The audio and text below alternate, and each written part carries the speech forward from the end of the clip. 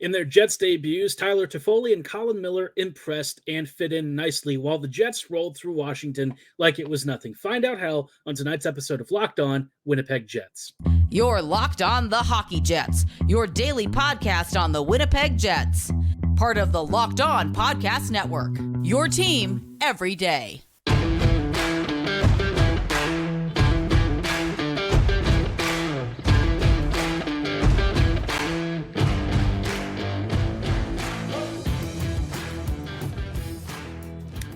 Hello, friends, and welcome to tonight's episode of Locked On Winnipeg Jets, part of the Locked On Podcast Network, your team every day. I'm your host, Harrison Lee, an avid Winnipeg Jets fan and an online blogger. You can follow me on Twitter at HLLivingLoco and at LO_Winnipeg Jets. Thanks for making Locked On Jets your first listen of the day every day. If you like what you're hearing, be sure to like, follow, and subscribe on all of your favorite podcasting platforms and YouTube. Doing so, of course, is always free of charge and ensures you never miss another episode. Most of all, though, we just love and appreciate your support.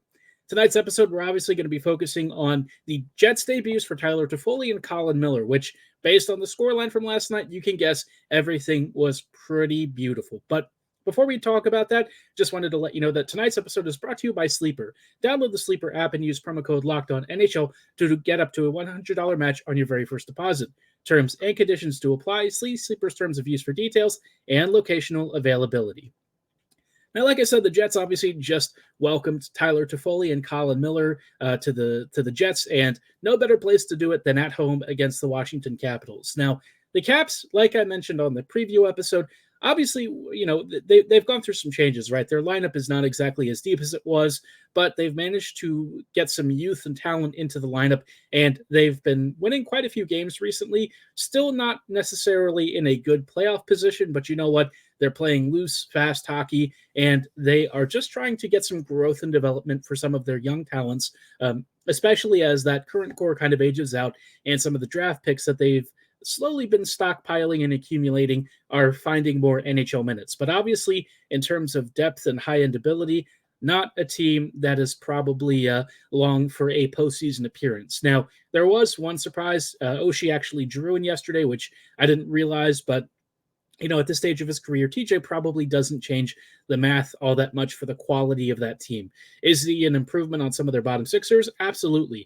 And he's still got a nice shot, but, you know, at this stage of his career, he is more on the wrong side of his 30s. And so, generally speaking, you know, what I said ended up holding true. Washington really struggled, and Winnipeg did something that they haven't done in a decent amount of time, and that's roll four lines effectively. All four lines just absolutely crushed Washington, and it might not look crazy from the scoreline. It was 3-0, but the way that the Jets were able to generate zone pressure, cut off the neutral zone, and basically halt Washington's transition game for long stretches at a time was really impressive. You know, the Caps really didn't have too many crazy chances either. You can remember a couple of rebound opportunities and a few decent shots here and there, but generally speaking, despite getting a decent number of shots, like 25-ish or so, maybe even a little bit less on target, it wasn't like it was particularly impressive from the Caps in terms of their chance generation. For the most part, they spent a lot of time on their own end, and even if the Jets weren't creating chances off of that, they were definitely putting a lot of pressure and wearing down Washington's skaters to the point that, you know, there were shifts where Winnipeg would finally squeak something through. And I think one of the best examples of that was the shift where I think it was the second line ended up creating a really good cycle game around the perimeter. And there was probably about a good 2 to 3 minutes of extended zone time inside Washington's end. And eventually the puck found Morrissey at the point, and he just sort of let one go. And Iafallo was there net front along with Toffoli. Toffoli set up a good screen. Iafallo was also there in the mix and ended up getting the touch on it. I didn't actually see the puck deflect off of him, but he was credited with the deflection. It might have been a rising shot from Morrissey anyways. So great little goal. We also saw, you know, a goal from Kyle Connor on a rush from Mark Scheifele, you know, a 2-on-1. This one was sprung in the defensive end from Ehlers, winning a wall battle essentially, and, you know, hoisting the puck a little bit past one of Washington's skaters, set up the rush, and then Connor finished one beautifully right past, I think it was Lindgren in net. So lots to like about this one. Winnipeg was very impressive. And again, like I said, this is one of the rare times where the Jets were actually able to create, you know, multiple zones of pressure and roll all four lines. It's been a while since we've had almost no line really struggling. In fact, every single line and pairing was at least 55% in expected goal share. I think it was actually higher. I think the lowest was like 57 on the night, something like that. So generally speaking, the Jets and pairings were all really strong. And you could tell just by watching the game, Winnipeg was thoroughly in control of this. Spencer Carberry was asked about it at the end and what happened on the Washington side of things. And he basically said the Jets just sort of dominated us. And there was really nothing that we could do to get out of it. Winnipeg was just the better, stronger, and faster team and put all of that pressure, on the Caps to try and create, and they just really couldn't do anything. Winnipeg looked really confident. Even some of our more mistake-prone players like Pionk had a really good night. He even had himself a great little individual goal, and so everything is just kind of coming up Jets, and I think you're really seeing the impact of what Ehlers on the first line and the addition of Toffoli on the second line is doing, right? And then Miller on the back end looked pretty smooth. He had some nice puck retrievals. He definitely is a blue or like a point blue line bomber. That dude will slap the puck at like a million miles an hour from distance and create some good rebounds and deflections. So everyone looked really nice, and I just think it's evidence of what we all were saying heading into the trade deadline, was that the Jets really needed a couple of acquisitions to take them from being a pretty decent team into an upper echelon squad. And I think this team at full health is going to be a bit of a problem. Now, I am curious to know what sort of, happens once the Jets have a fully healthy roster, and I'll talk about that in a few minutes. But for this game, at least, right, I think the biggest takeaway was that the Jets just looked like they were finally in control of a game, right? They've had games like that recently, but not at this level where, all four lines were creating chances. In the past games, even against Seattle, where they won, I think the fourth line had a few rough shifts. Really, though, in this game, nobody did. Everyone was strong. Everyone looked confident. And look, again, I will qualify this by saying that the Caps are not exactly the strongest competition the Jets are likely to face. They're probably in the bottom half of the NHL in terms of chance creation, and defensively, they've definitely slipped a bit, but they're still, a decent enough team, probably a wild card fringe sort of squad. But obviously the big test is going to come tomorrow against the Nashville Predators. That's a team that's a lot stronger and looks to be a legit wild card threat. So, we'll talk about that later in the episode, what we might expect from them and, how this will actually push the Jets a little bit further. But overall, right, in terms of what I wanted from a first game with Toffoli and Miller in the lineup, the Jets did exactly that. Really impressed. I thought they fit in seamlessly, and it was great to see the team really thrive and kind of soar above my expectations. I thought Winnipeg was complete. I thought they played a great 60 minutes, and there was really no poor performances. The only thing that we really didn't get to see much of was, the power play, which is a little bit disappointing. I was kind of hoping that the Jets would maybe get one or two calls to really see how Toffoli might slot in on the first unit, at least for the time being. Didn't get that chance, and we didn't really get much second power play time to see how Miller would handle things. But, again, not really a complaint, just like would have been nice if we would have gotten a little bit more opportunities to see how they work together. But overall, again, like I said, great game, and I am very pleased with the performance.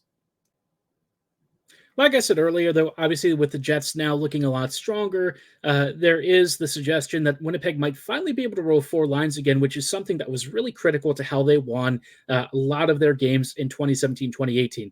And we'll talk about how they might be able to roll those lines better and what line combos we could potentially see as we start nearing full health and Vilardi's return to the lineup. We'll jump into that in just a moment, but before we go any further, I did want to shout out our friends and partners at Sleeper. It's past the halfway point of the season, and we're now towards the really the final stretch of the regular season, less than 20 games left or so. And obviously the Jets have had all sorts of interesting stretches this year. They've won tons of games, set a franchise win streak, and have also, had a bit of trouble the last few months. But you know what? They're starting to figure things out. Things are on the up again. And regardless of where we are in the standings, obviously I want to remind you that you could win big by playing daily fantasy hockey on Sleeper, the official daily fantasy app of the Locked On NHL Network.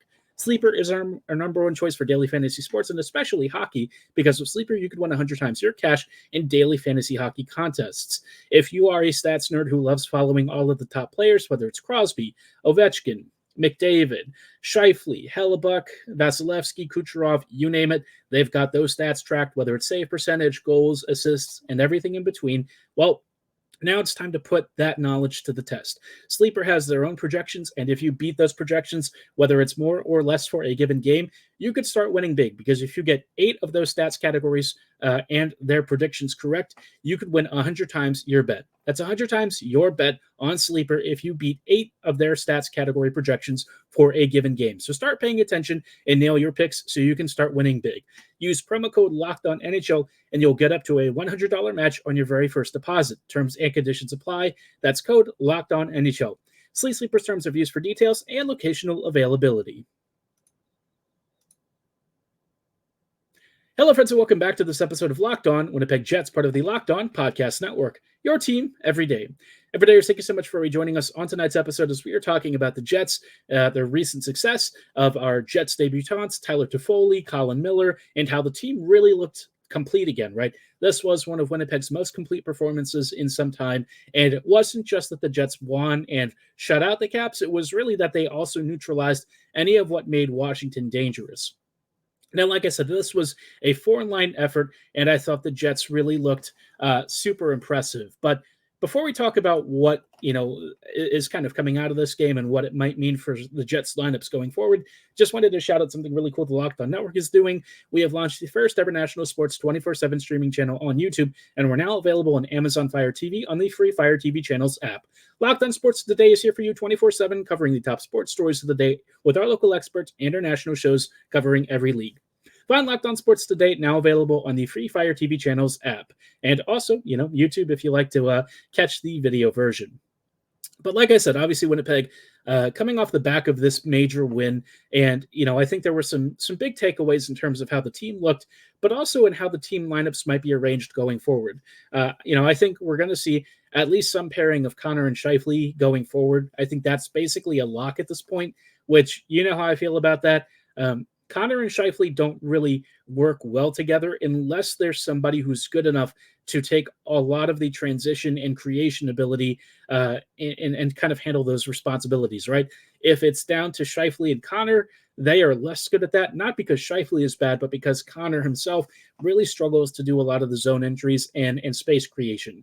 When he's kind of like the complementary scorer and the guy who's really your elite poacher, he looks so much more comfortable and he looks a lot more decisive, right? I think it's a really big thing where he sometimes skates himself into trouble when he has to do a lot of that work himself, and he'll find himself being swarmed by like 4 or 5 defenders. He turns the puck over and, it kind of kills a rush. But when he's allowed to be, the guy in space, the one who's sort of looking for those scoring chances and really, working off of Ehlers and Scheifele or whoever it is on the other side of the wing, he looks much better. He looks like a top liner. And that's where I think that there's a really big reason, you have to have Ehlers up there. Nick is one of the few guys who is fast enough and creative enough to sort of key off of those two. And I know that Scheifele may have some reserved and mixed feelings about it, but make no mistake, when that line is together, they cook. They had a great goal last night. That was a full team effort. They honestly could have had 2 to 3 points, and I really wouldn't have had any sort of complaints. I think it would have been a great and rewarding performance for them after they really dominated most of their shifts. And what that allows the team to do is to then roll the other lines against more tired defenders, maybe some weaker matchups, and the Jets really feasted off of that. I mean, the top line really drove a lot of offensive zone possession and wore down the Caps defenders, even if they weren't necessarily getting shots on goal. And then the subsequent lines were able to just cook, especially that second line and the fourth line. They were controlling everything. I mean, again, there was no line that was bad, right? Everyone looked great. And that sort of pressure just forced the Caps to really collapse. And I think that's the sort of thing that the Jets can do against a lot of opponents. Whether they can do it against the top teams like Dallas remains to be seen. But I'm feeling a lot more optimistic now that we've seen what it looked like against Washington. I think the Jets have this ability to be a really strong team. We just need to see them do it against the top echelon of the NHL, which really resides in the Western Conference right now. The East has a couple of really good teams, but in terms of the ones that we have to worry about, it's going to be the West for the time being. So obviously for the Jets, this is a huge race to the top of the Central. those games in hand are starting to, winnow down. They've only got 1 or 2 in hand on most of the top of the Central. So it's going to be a tough ride, but I think Winnipeg has the firepower now to make it happen. And once Vilardi comes back, I'd really like to see them keep Connor, Scheifele, and Ehlers together. I just feel like that line is so much more functional and so much more explosive, which then you could have like Vilardi, Monahan, or Toffoli together. That would be a fun trio. Curious to know how it would work because you have not a lot of foot speed, but you have strength and, good hand-eye coordination, especially in the offensive zone. If you want to keep Niederreiter, Lowry, and Appleton together, that's fine. The only thing I wonder is if maybe swapping out Iafallo for Appleton would be a thing. I don't know. That line is already really good, so I don't know if you necessarily have to change a lot. But where the problem for me starts to come in is what you do with the fourth line, because Perfetti does need minutes, and I think it would be really good for him to continue playing. He's already shown that he's really good on that fourth, but I kind of wonder how Bones will feel about it because, one of Barron, Appleton, or Iafallo would look to be potentially scratched. Nemesnikov's definitely not getting scratched, and I would never do that in a million years. I actually would think Barron might be a choice there. Iafallo, I just can't see getting benched. So if I had a choice between him or Barron, maybe it's Barron. I don't know. Morgan has had some really good moments, but he's also looked a little bit, fatigued or injured recently. So maybe giving him some time off wouldn't be the worst. That way you can have Perfetti, Nemesnikov, and Iafallo or Barron, whichever trio you want to use, I think should do fine. It's just somebody's going to get bumped off, and I think that's where you're going to create some really good roster competition. And Bones was actually saying yesterday that he wanted to get Perfetti, some shifts in the top 6, but he didn't really need to even do that because they were already cooking on the fourth line. So that was encouraging. It's good to see Bones actively trying to help Perfetti a little more. I know that in the past he has healthy scratched him. That didn't really change much.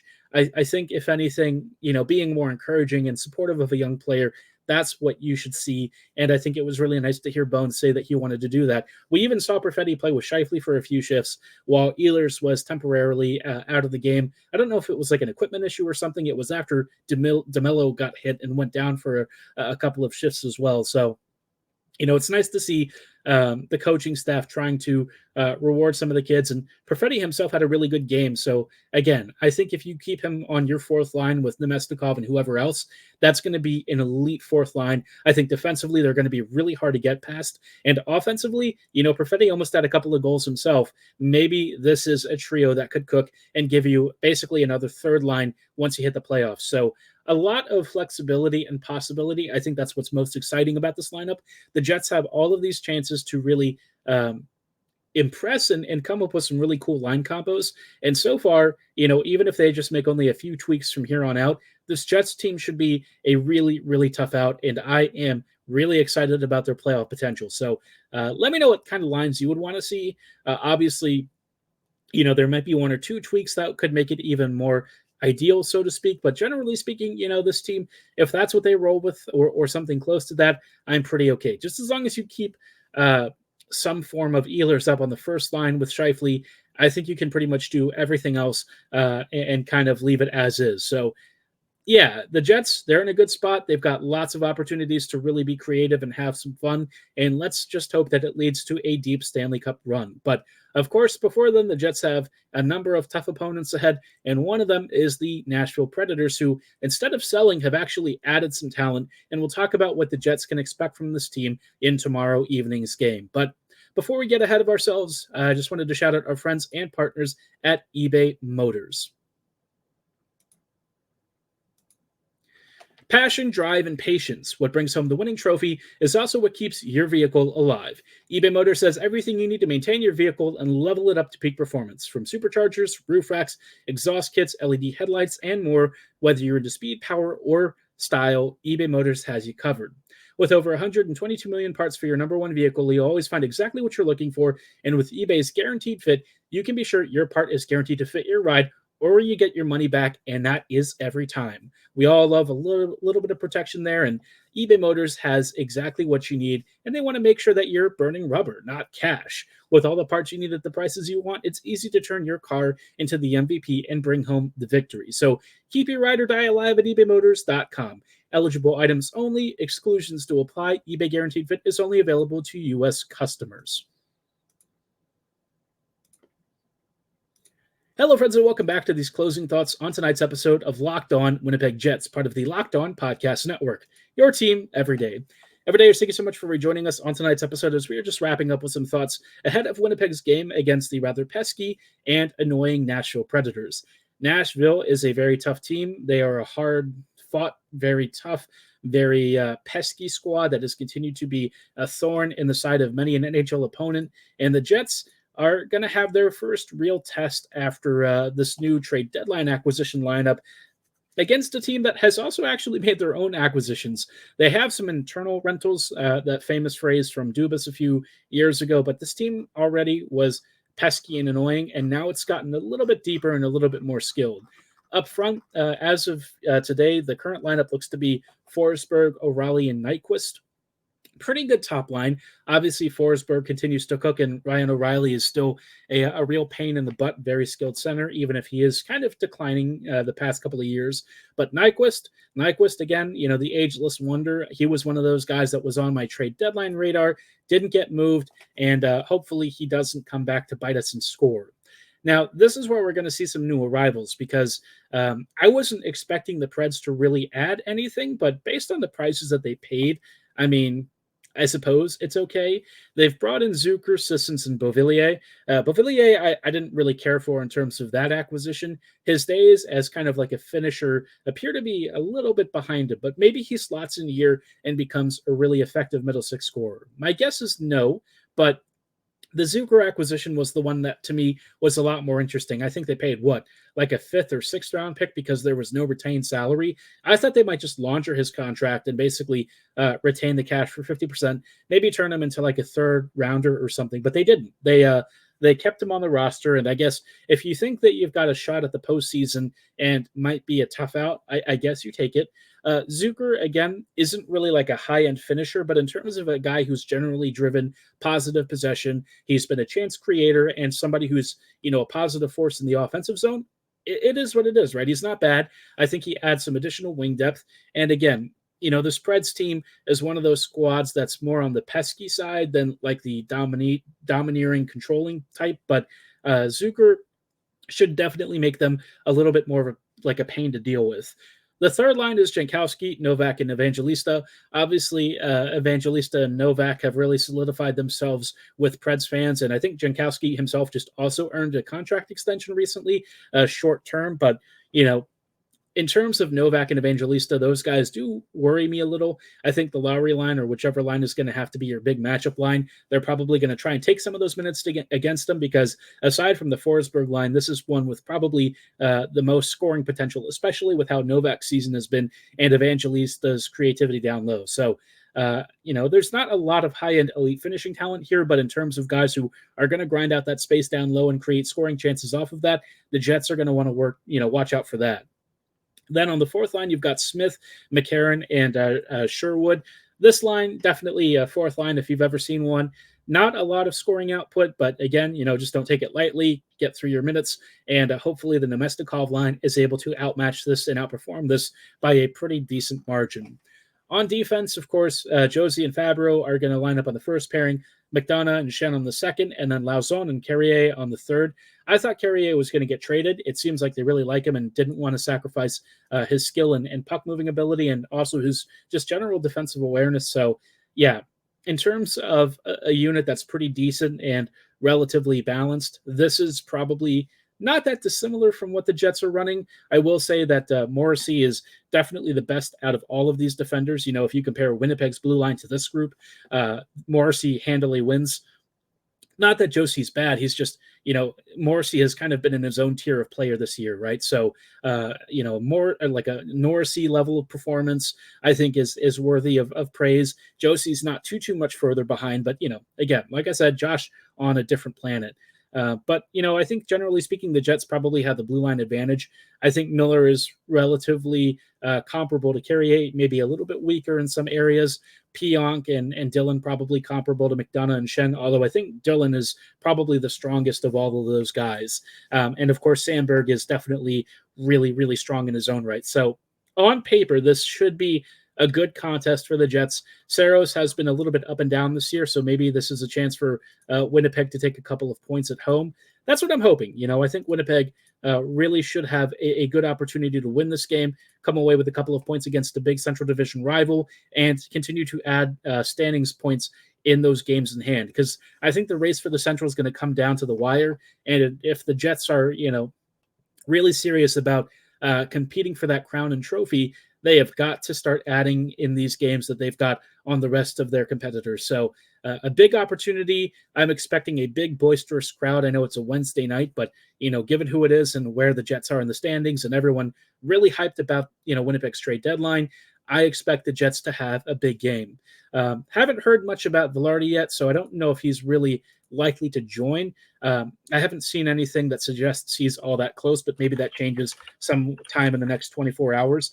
When we last heard, Bones said it wasn't a long-term thing, but there's really not been a lot about any updates for his health. So I'm kind of thinking there may be something a little bit going on there. Maybe it's more like a couple of games that he's going to be sat, but let's just hope that he comes back and is healthy again. I think that there was some concern that he had maybe a lower body thing, or maybe, something that he tweaked slightly. So let's just hope that it's nothing too serious and a short-term injury, because Vilardi coming back would be a huge boost to an already really good team. So cross your fingers, hope that he returns soon. And if we're lucky, maybe we even see him in tomorrow's outing against the Preds. I'm not banking on it. I don't think it's going to happen, but maybe we'll be blessed and find out it's a game time decision. That'd be pretty sick, especially if that game time decision is yes, you're in. So keep an eye out for that. But like I said, obviously we'll have coverage on that game tomorrow, and hopefully, like I said, big Jets victory, because Winnipeg definitely needs to bank those points and push for the Central title and maybe even the President's Trophy